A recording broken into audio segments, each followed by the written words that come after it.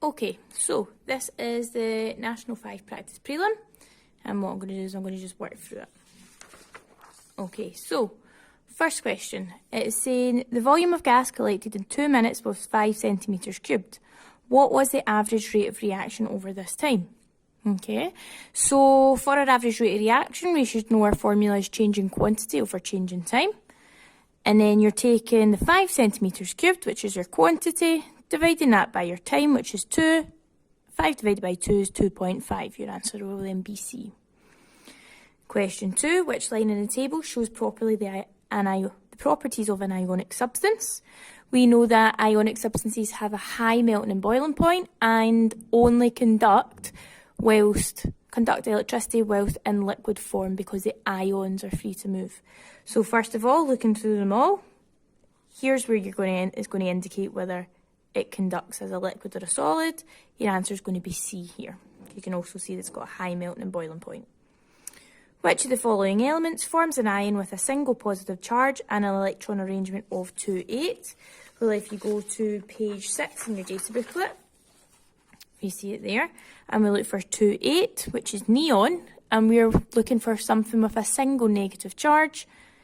That means it's gained 1 electron, so your answer is going to be fluorine. So that is part C, answer C. On to question 4. So this is a balancing reaction. Okay, so the equation will be balanced when, and if you work your way through it, so if you put X, Y, and Z, we know that H2O2, if we times this by 2, that then means we've got 4 hydrogens and 4 oxygens. Then if we times this by 2 again, we've got 2 times 2 hydrogens, 2 oxygens here, and we've still got another 2 over here, so we don't need another number in there. So it's going to be 2, 2, 1. Okay, question 5, it's saying which of the following are the spectator ions in this reaction. We know that the spectator ions are something that comes out unchanged, and if you look at it, here we've got a solid coming out. So if you were to put all these into ionic formula, like I have done here, this is your solid, but actually what goes in as an aqueous and comes out as an aqueous, it is your KNO3. So it would be K plus and NO3 minus. Okay, and that 3 should be down the bottom. 3 minus. On to the next question then. So it's saying what is the charge in the chromium ion in CrCl3? So this is an A-type question. And if you look at it, we know that in order for chlorine to bond, it gains 1 electron. So when you gain 1 electron, you gain 1 negative charge. So if we have 3 of these gaining an electron, we have 3 negative charge here. In order for this to be stable, on the other side, we need a 3 positive charge. Remember, your chromium is a metal, and a metal always has a positive charged ion. On to the next question. It's saying 0.1 moles of sodium hydroxide was dissolved in water and the solution made up to 250 centimetres cubed. What is the concentration in moles per litre of the solution of sodium hydroxide? So first of all, we have got a volume in centimetres cubed. We need to turn it into litres. How do we do that? Divide it by 1,000. When you do that, you'll get 0.25. Then we can go on and use our triangle. So our triangle is NCV. How do you work out the concentration? Cover it up. So you're going to do N divided by V. N is in the question. 0.1 divided by your 0.25 that you've just worked out, and you'll get 0.4. So your answer is C there. On to the next question. So, question 8. Which of the following compounds is a base? Well, first of all, you know that a chloride, a nitrate, and a sulfate are all salts. So basically, it is your process of elimination here. We know that sodium oxide is a metal oxide. It's also a base. Okay, so your answer is A. Question 9. This is a problem-solving question. So it gives you lots of information here, and it says identify the true statement based on the information in this table. So looking at starting at the start, so carbon dioxide can be a liquid at 40 degrees Celsius. And actually, if you look up here, it says a gas turns into a liquid, it must be cooled to its critical temperature. So if it's cooled to 31 degrees, it will then turn into a liquid. So it's not a liquid at 40, it's still a gas at 40. It's question B, part B, sorry, which is the answer, is compounds have higher critical temperatures than elements. Well, if you look at it, we've got a compound here. Remember, a compound is more than one atom bonded together. And this is 133 and 31 in comparison to all your negative numbers, which are a lot lower. Okay, so your answer to there is B. Part 10, systematic name. So we can see that, remember, you always name from the carbon to carbon double bond, and you want it on the lowest number of carbons. So I'm going to do 1, 2, 3, 4, 5. We've got a branch on carbon 2 and a branch on carbon 3. So we're going to do 2, 3. We've got 2 branches, so it needs to be dimethyl pent 1-ene, because my carbon to carbon double bond is on the first carbon atom there. On to the next question. So, question 11, another problem-solving question. It's all to do with ion colours. Okay, so if you look, copper sulphate is blue, but copper chromate is green. We've got potassium chloride is colourless, and potassium chromate is yellow. So, we know that the potassium is colourless, but we need to figure out what the chromate ion is, because that's what it's asking for. Okay, and if we know that the copper is blue, and the copper chromate is green, blue plus yellow is green, or potassium chromate, or potassium's colourless, or chromate's yellow, therefore your answer must be D, your chromate is yellow. On to the next question. It's saying a student added bromine solution to compound X and Y, and as you can see they're here. We've got but-1-ene, and we've got cyclobutane, and it's asking which line in the table is correct. So it asks compound X, does it decolorise, and compound Y, does it decolorise?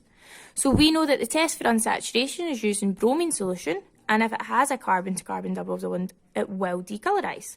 So first of all, you can rule out A and B and take in C and D. Okay, so compound X will decolorise it with your carbon to carbon double bond, but compound Y doesn't have any carbon to carbon double bonds, therefore will not. So your answer is D. And on to the last couple of the multiple choice. So when methane burns in a plentiful supply of air, what are the products? So products of a combustion reaction is carbon dioxide and water. So your answer is B. Question 14, which of the following structures is never found in compounds? Well, compound is more than one atom bonded together. We know that monatomics, such as your noble gases, don't need to make bonds. So your answer is B there. Name the type of reaction present in this equation. So you can see that we've got some ionic or ions reacting together here, but they form a solid. When a solid is formed, we have a precipitate reaction. On to question 16. Which of the following compounds belong to the same homologous series with the molecular formula C3H8? Well, if you take down C3H8, we can see that it's CnH2n plus 2, and that is for your alkanes. We're looking for an alkane here. So, that's a cycloalkane, that's an alkene. Here's your answer, also an alkene, so your answer is C. We've got a branched alkane there. On to question 17. Obviously, I didn't read the question correctly. So, a compound burns in air. The only products of the reaction are carbon dioxide, sulfur dioxide, and water. The compound must contain, your answer here is C, because what goes in must come out. So if we're reacting it in air, that already gives the oxygen. So your compound that you are burning must contain carbon, hydrogen, and sulfur if you've got sulfur dioxide coming out. Okay, on to section 2. So question 1. The alkenes are a family of unsaturated hydrocarbons. Describe the chemical test, including the result to show that a hydrocarbon is unsaturated. So bromine solution is used for the chemical test, and it changes from orange-brown to colourless in the presence of a carbon-to-carbon double bond.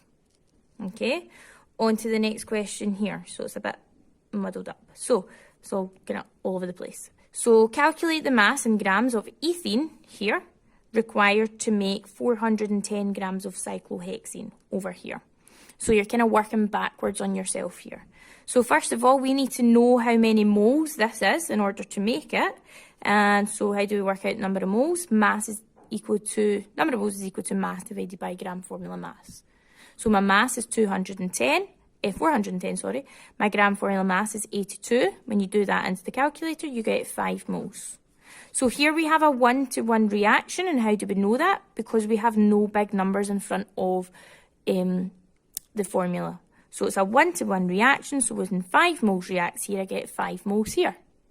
We don't want the number of moles, we want the mass. Mass is equal to the number of moles times gram formula mass. So I'm going to do 5 times your gram formula mass of ethene, which is 28, and you get 140 grams. That's your answer. Okay, so you're getting 1 mark for calculating your number of moles. You're getting 1 mark for using your molar ratio, 1-to-1, and you're getting your last mark for your 140 grams. Okay. Next part of the table. So it says, the table gives information about cyclopentene and cyclohexene. Explain why cyclopentene has a lower boiling point than cyclohexene. And your answer is, as cyclopentene is a smaller molecule with less carbon atoms in it. The bigger the molecule, the bigger the boiling point. Question 2 then. So it's saying a sample of argon contains 3 types of atoms: argon 36, argon 38, argon 40. State the term used to describe these different types of argon atoms. It is your isotopes. Okay. Explain why the mass